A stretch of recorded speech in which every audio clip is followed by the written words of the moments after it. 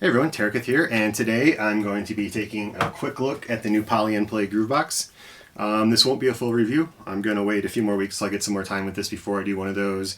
Likewise, I'm not going to go through all the sounds in the unit. If you're looking to hear like what kind of sounds it comes with, I'm not the guy for that. But I've had it for about a week now, maybe 10 to 12 hours use. I've read through the manual a few times, watched other videos. I feel pretty confident in how this works and just wanted to share some of my thoughts on it. Like I said, this is going to be a quick look, so I'm going to kind of fly through some of these features. I'll go more in depth in the full review. So if I didn't answer your questions, just be patient, and I'll get to them in the full review probably. To start with, the build quality, it's built great. It's much smaller than I expected when it arrived. I knew it was a small device, but when I opened the box, I was kind of taken back by how small it actually is. That's not a bad thing at all as far as I'm concerned. It's nice and portable.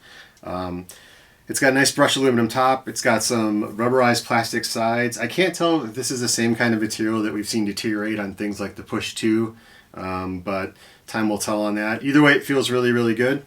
The little pads here on the grids that you play are smaller than I expected as well, but they feel pretty good. They've got a little bit of give to them. They're not hard plastic. They're not super springy. They remind me kind of miniaturized versions of the pads you find on the newer Korg Electribe series. Just a little bit of bounce to them. But they feel great to play, and you can swipe your finger across really easy to activate rows and things like that. The other buttons on the unit, I actually thought these were going to be like soft rubber the way they looked, but they're actually kind of like a harder plastic and remind me a lot of the keys on the Electron boxes. Again, they're solid, it's not a complaint at all, just saying they look like they would be the kind of rubber, but they're not. They're more of a plastic. The knobs themselves feel good. They're a little tightly spaced, but not too bad. They've got a rubberized coating. Again, these remind me a lot of the Electron knobs on all their newer boxes. They've got built-in acceleration as well. Connection-wise, on the back, things are pretty minimal yet again. We've got a 3.5mm stereo output for headphones. Polyend also includes an adapter cable if you want to use like dual 1/4-inch cables instead. There's a MIDI in and out on 3.5mm jacks as well, type B, and again Polyend includes those. There's a micro SD card slot built into the back.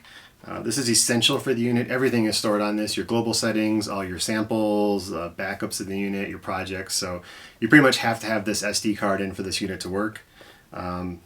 I'll cover some more items about that coming up here. There's also a USB-C port for power. It comes with a power supply with a USB-C cable. One of the things I'm really, really happy about with this is that you can power it from like a USB bank you use for like charging your cell phone.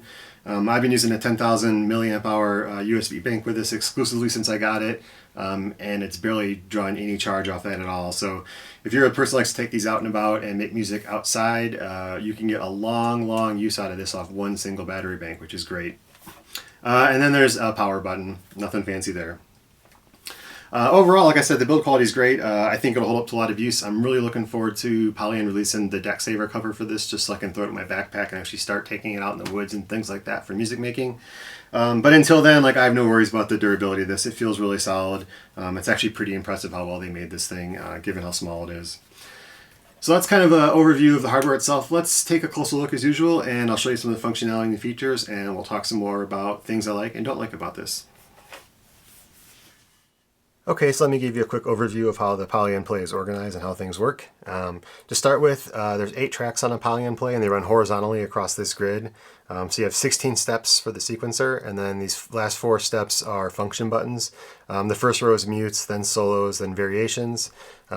Each pattern can have 16 variations on it, which is really useful for live performance or for songs. In addition, you can also select the tracks with this last row here, and you can select more than one track at once, which is quite useful, as we'll see later on, for some functionality. It's important to note that each track is monophonic. You can only play one sample at a time. However, you can assign different samples to each step. So you could have a kick, snare all in one track. So it does kind of alleviate some of the downsides of only having monophonic 8 tracks. In addition to that, there's also a pattern mode, so you can store up to 128 patterns per project. I only have one right here in this project. As you can see, nothing fancy. Those are using the stock sounds actually, for those that are wondering. And then kind of the thing that's really different about the Polyend play is all these knobs are touch sensitive. So if you touch them, it changes what the parameters are displayed on the display. The display, by the way, is really, really sharp and crisp. I'm really happy with that. And likewise, just let me briefly mention, you can actually dim these pads as well. So there's 3 brightness settings, so you can have it really bright for outside or really dim for like dark stage or studio. So that's really nice. I'm glad Polyend did that. But anyway, like I said, these knobs are touch sensitive. It's nice because you can quickly just touch a knob to see what the stored value was. Every single knob basically has 2 functions. There's an upper function and a lower function. You can select them with the buttons over here, or you can double tap to switch between the functions. At first, you can disable that double tap if you find it distracting, which is what I did at first. I thought I wouldn't like it, but I actually went back and thought, well, no, let's try it the way Polyend intended. And I actually have gotten to like this double tap method.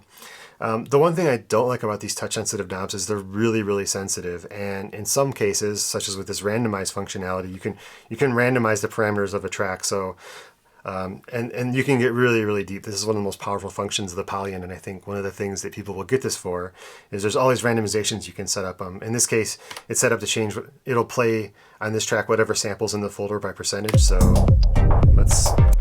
we'll solo that kick drum, and then let's see, randomize.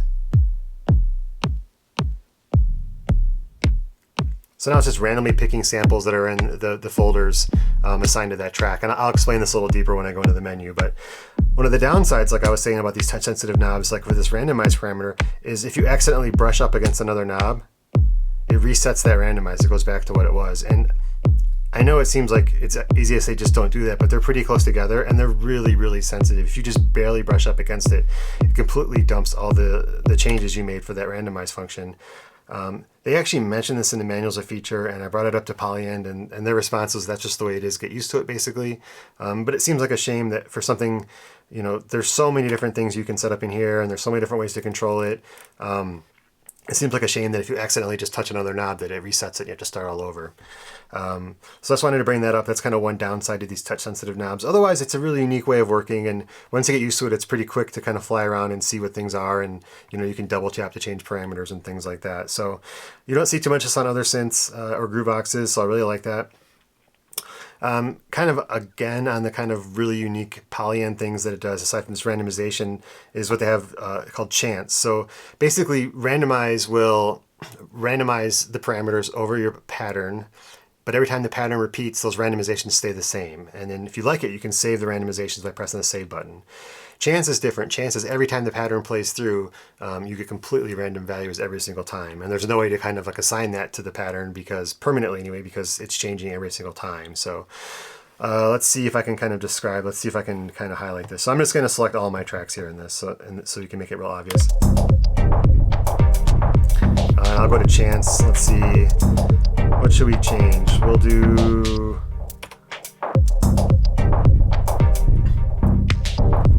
random octaves up.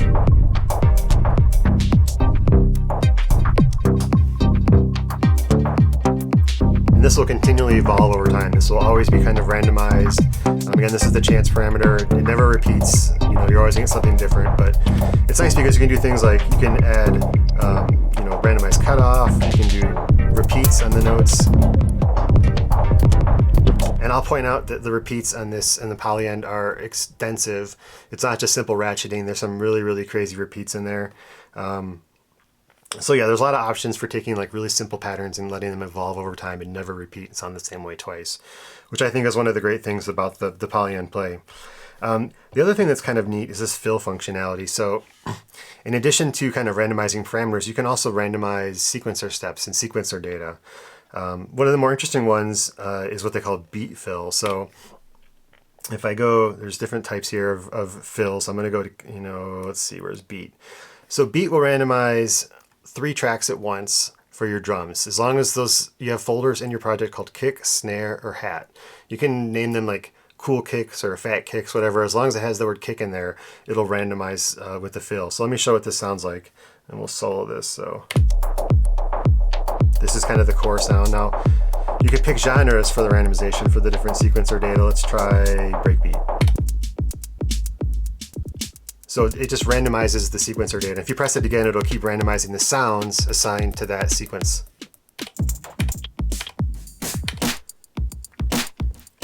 So there's different patterns you can choose to do this kind of random fill thing, but the patterns themselves are the same every time. It just changes what sounds are assigned to the patterns. And interestingly, these kind of fill patterns are actually stored on the SD card as pattern data. So I'm not sure if they're going to release more fill patterns in the future or let people modify themselves, but it's a really nice way to kind of come up with like your initial drum beats and try different drum sounds.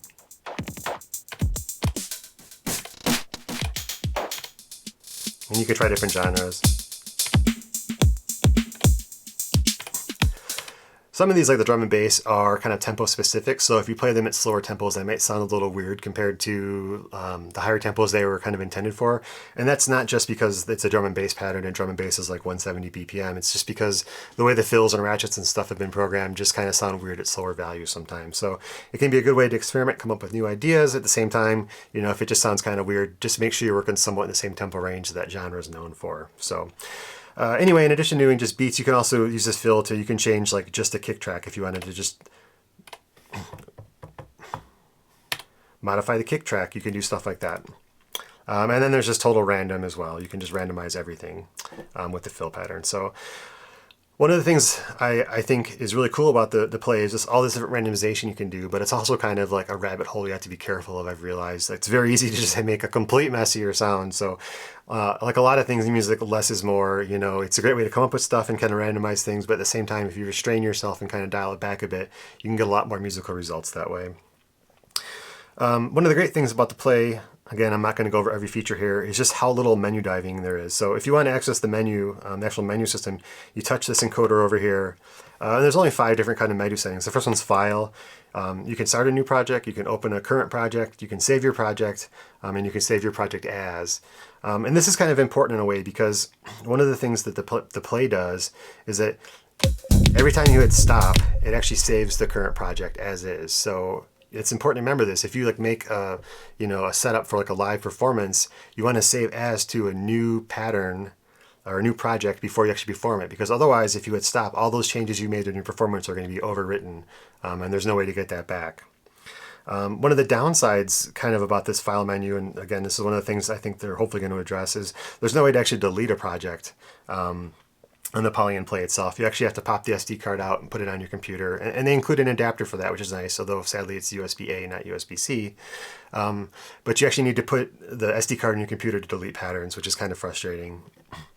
One of the other things, again, I'm not trying to trash talk this, one of the things that's kind of frustrating is when you start a new project, you're asked to save the current project. You have to remember to load samples. It doesn't actually load any samples, so nothing will happen at first, which is, I've read online quite a few people out, you just forget to do it. So you need to go back into your menu and go to the sample menu.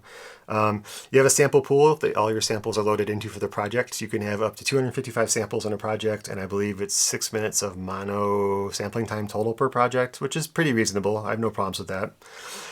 You could load individual files, you could load folders. There's some artist sample packs on here that you can pick and choose from if you want.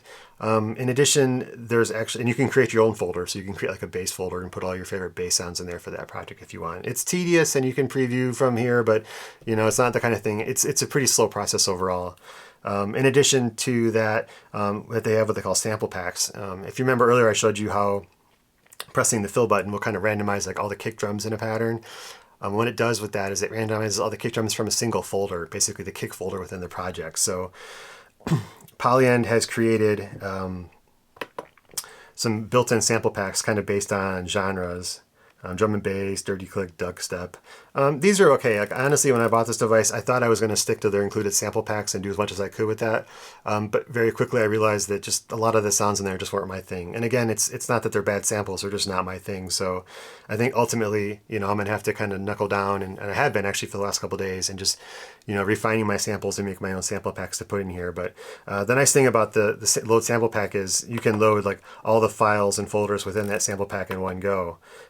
The downside is that it's actually kind of a slow process to do. You don't want to load projects or sample packs live on stage. It can take 30 to 40 seconds sometimes, so just be aware of that. Likewise, one of the kind of downsides is, say you loaded a sample pack and you've done the fill pattern to kind of create, as you can see, we're still loading here. But if you use the fill functionality to create a beat, and then you realize, hey, I had like the hip hop kit selected, the hip hop sample pack selected, when really I wanted the techno sample pack. I think those sounds would work better with this pattern I've created. Well, you can go back in the sample pack menu, and I would cancel this if I could, but I can't to show you. And you can load another sample pack, but it won't actually overwrite the original sample pack. It'll actually append all the new samples into the previous sample folder. So if you had 10 kicks in a folder from your first sample pack and load another sample pack with 20 kicks in it, now you have a kick folder with 30 samples in it. And what you'll find is that very quickly, usually within just loading another sample pack, is you run out of memory or you hit the limit of 255 samples per project. So what I'd really like to see in this menu here is not just load sample pack, but replace sample pack too. So if you decide you want all new sounds but to keep the same sequencer data, it'll just overwrite that. What you can do, I want to point this out as well, is I don't have, see right now the memory is actually already full. You can delete samples from a project individually, and you can delete individual folders from a project as well, which is nice, but it's even slower than loading projects and samples. It's very, very slow. It can take like a minute or two to delete one folder. So again, if you're trying to do it all on the device itself, it's possible, but it's going to be really tedious if you make a mistake and load the wrong sample pack. So hopefully that's something that Polyend can address in the future. Other than that, the sample menu, we also have scales. You have a global scales. You can define like what kind of scale type and the root note. You can turn this on or off. I'd love to see this per project and not global, but it is what it is right now. In addition, there's MIDI settings. You can map other encoders to CC. Excuse me, you can set clock in and out, transport, all the basic MIDI stuff. I think one thing I've read online is you can't define like a MIDI channel per track, which is something a lot of people would like to do so they can control more than one gear, piece of gear with a single sequence. Hopefully that will be addressed soon. And then the settings. One of the, I'll get into this kind of piano mode in a second, but if you press view, you can actually play notes and stuff in real time with the keyboard. It's kind of arranged horizontally. And you can change that between piano and like a grid view. It just fills it up like with octaves. I'd love to see like a force layout for guitarists like myself, but it's not that important. Here's the grid brightness, like I mentioned before. You can change the intensity of the this grid here. Although it doesn't seem to affect the intensity of the display at all, which is interesting. You can turn the knob double tap on and off, like I mentioned. I told you that every track and pattern is a variation. You can make it so that you can select variations per track or just have variations that are global for all tracks. So you could just select one button and all the tracks will change to a new variation. You can quantize record on or off, which is nice because if you play in real time, you can have notes that are off the grid and you can actually adjust those and what they call micro move to slide each note or the whole track itself forward and backward. You can overdub or not, and then of course you can see what the current firmware is. In this case, shipping with 1.00. But really that's it. That's the only menu there is on the Play, which is great. You're not going to be doing a lot of menu diving. Everything's pretty much accessed from the front panel knobs, and each knob only has 2 parameters and they're printed right there, so you can see very quickly what you're doing. These buttons over here, you can copy and paste patterns, variations, things like that. And then there's a shift button which accesses some of the other functionality. So it's pretty straightforward to use. So far, the only complaints I really have for the most part are, on the project and sample management. I think it'd just be a little bit more robust with some of the functionality they offer. The final thing I kind of have problems with, I mentioned, is this kind of view mode here. So let's get out of the view mode. Let's go back to a new project. Let's say I wanted to record a bass line. So I'm going to select a track. You can see it's selected here. I'm going to hit live record and play. Go to view. Okay, and of course this time it's working just fine for me, but I've had issues where when I tried to work this way, like I couldn't assign a sample to the track. It just wouldn't let me actually pick a sample from any of the folders. I don't know why that is. Or I've had problems where I've entered live record and press play and it actually deselected the track, so nothing was playing. It's just been really kind of buggy for me. And quite frankly, I'm not sure why they went with this weird horizontal layout anyway. Like, if you can only play on one track at a time, just put the track data across the top and make a nice bigger keyboard here at the bottom. I think that makes much more sense than this kind of like vertical layout of the keyboard. And again, you can change octaves here too, so you can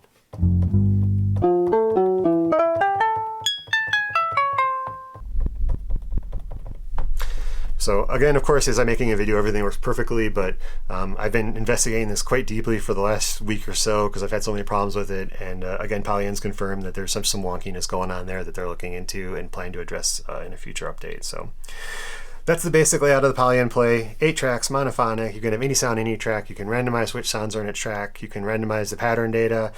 You can have kind of controlled randomizations. You can have just free randomizations. You can slide tracks forward and backward. There's a lot of flexibility here, and it's really accessible because there's so few parameters. Kind of on that note, for those of you who are looking for like sample mingling tools, like this isn't a new Octatrack, you have very basic facilities for actually managing and affecting your samples. Volume, panning, sample start and end. There's a basic like attack and decay amplitude envelope. You've got a DJ style filter, high pass one way, low pass another way. You can see again, like as I'm tweaking things, like if I accidentally brush against the wrong button, it kind of like it jumps screens, but however the parameters stay in this case, so it's not a big deal. Sample start and end. There's also effects, 5 effects on the unit itself. So you have a reverb and delay that are master with sends in each track. And there's no parameters for the effects. You can just choose different types of reverbs and delays. They're good. I like them. They're kind of more experimental. There's some really, really big, huge reverbs and some really funky delays. I don't mind not having parameters to adjust.